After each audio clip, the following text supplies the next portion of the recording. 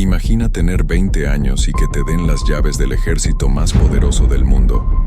Ahora imagina que, en solo una década, conquistas cada nación que conoces, te nombran faraón, Dios, y pones de rodillas al imperio más grande de la historia, para luego morir en una habitación extraña rodeado de generales que ya se están repartiendo tu cadáver. ¿Fue Alejandro un genio iluminado o simplemente un psicópata con mucha suerte y un complejo de Edipo galopante? Hoy vamos a desarmar la leyenda del hombre que no conoció la derrota, pero que fue vencido por su propia ambición. Prepárate, porque esta es la vida de Alejandro Magno en 7 actos. Capítulo 1. Sangre y filosofía. Todo empieza en Macedonia. Alejandro no era un niño normal. Su madre, Olimpia, le susurraba al oído que su padre no era el rey Filipo, sino el mismísimo Zeus. Imagínate el ego. Mientras su tutor, Aristóteles, le enseñaba sobre el alma y las estrellas, Alejandro domaba a Bucéfalo, un caballo que nadie podía montar. ¿Su truco? Notó que el animal le tenía miedo a su propia sombra. A los 20 años, tras el misterioso asesinato de su padre, Alejandro hereda el trono. No perdió el tiempo. Eliminó a sus rivales y miró hacia el este. Asia lo estaba esperando. Pero no era solo un heredero con suerte. Heredó la falange macedonia, una máquina de guerra perfecta con lanzas de 6 metros llamadas sarisas, que convertían a su ejército en un erizo impenetrable. Antes de salir de Grecia, pasó por Corinto para ver al filósofo Diógenes, quien vivía en un barril. Alejandro le preguntó si podía hacer algo por él, y Diógenes respondió: «Sí, apártate, que me tapas el sol». Alejandro, en lugar de matarlo, dijo: «Si no fuera Alejandro, me gustaría ser Diógenes». Ya desde entonces, su mente operaba en un nivel distinto al de los demás mortales. Capítulo 2. El corte del destino. Alejandro cruza a Asia Menor con una idea fija: venganza contra los persas. Pero antes, llega a Gordio. Allí había un nudo imposible de desatar. La profecía decía que quien lo hiciera gobernaría Asia. ¿Qué hizo Alejandro? Pasó horas intentándolo, sacó su espada y lo cortó de un tajo. Esa era su filosofía. Si el destino no te abre la puerta, tumba la pared. Su primera gran prueba fue en el río Granico. Los sátrapas persas lo esperaban en la otra orilla, pensando que el terreno los protegería. Alejandro, ignorando los consejos de sus generales de esperar al amanecer, se lanzó al agua en plena luz del día.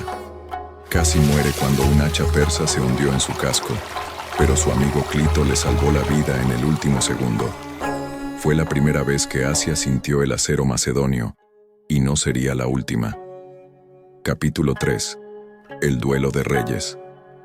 Entra en escena Darío III, el gran rey de Persia. En la batalla de Iso, Alejandro ve a Darío entre la multitud y, en lugar de seguir la táctica tradicional, carga directamente contra él. Darío entra en pánico y huye, dejando atrás incluso a su familia. Alejandro no solo ganó territorio, le robó el honor al hombre más poderoso de la tierra. Lo más fascinante no fue la batalla, sino lo que pasó después. En la tienda real de Darío, Alejandro encontró un lujo que nunca había visto: bañeras de oro, perfumes y sedas. Pero cuando conoció a la familia de Darío, en lugar de esclavizarlas, las trató como reinas. Se dice que la madre de Darío, confundida por la baja estatura de Alejandro comparado con su amigo Hefestión, se arrodilló ante el equivocado. Alejandro simplemente sonrió y dijo: «No te preocupes, él también es Alejandro». Un gesto de caballerosidad que ocultaba una ambición de hierro. Capítulo 4. El faraón y el desierto. Antes de terminar con Persia, Alejandro hace una parada técnica en Egipto. Allí no lucha, lo coronan. Se adentra en el desierto de Libia solo para hablar con un oráculo que le confirma lo que él siempre quiso oír: «Eres el hijo de un dios». Funda Alejandría, y con el respaldo divino en el bolsillo, se siente invencible. Pero Egipto no fue solo un viaje espiritual, Fue un movimiento estratégico maestro. Al asegurar el Nilo, cortó el suministro de grano y el apoyo naval de Persia. La ciudad que fundó, Alejandría, se convirtió en el Silicon Valley de la antigüedad, un faro de ciencia donde se mediría la circunferencia de la Tierra y se traducirían las grandes obras del pensamiento humano. Alejandro no solo construía un imperio, estaba construyendo el centro del mundo. Capítulo 5. El fin de un imperio. Gaugamela. La batalla definitiva. 250.000 persas contra 47.000 macedonios. Alejandro duerme como un bebé la noche anterior. ¿Por qué? Porque ya había ganado en su mente. Usando una formación en cuña, atraviesa el ejército persa como un cuchillo caliente en mantequilla. Persépolis, la joya del imperio, cae y arde en llamas. Alejandro ya no es un rey griego, es el rey de Asia. La quema de Persépolis sigue siendo uno de los grandes debates de la historia. ¿Fue un accidente por una noche de borrachera o una represalia fría y calculada por la destrucción de Atenas décadas atrás?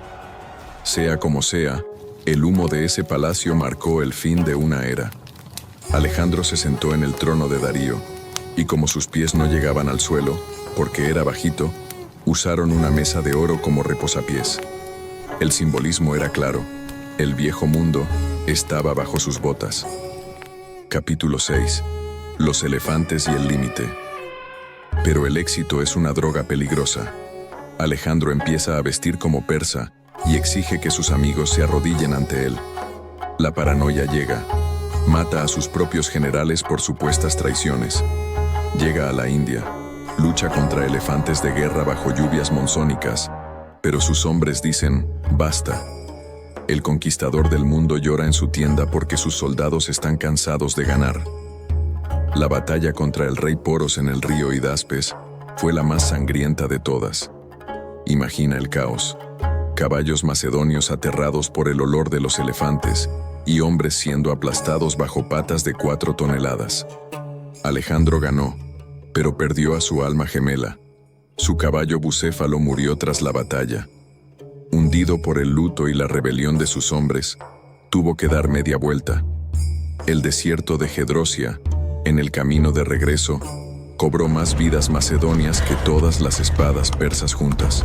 El dios empezaba a sangrar. Capítulo 7. El último banquete. Regresa a Babilonia. Tiene 32 años. Planea conquistar Arabia, Cartago y Roma.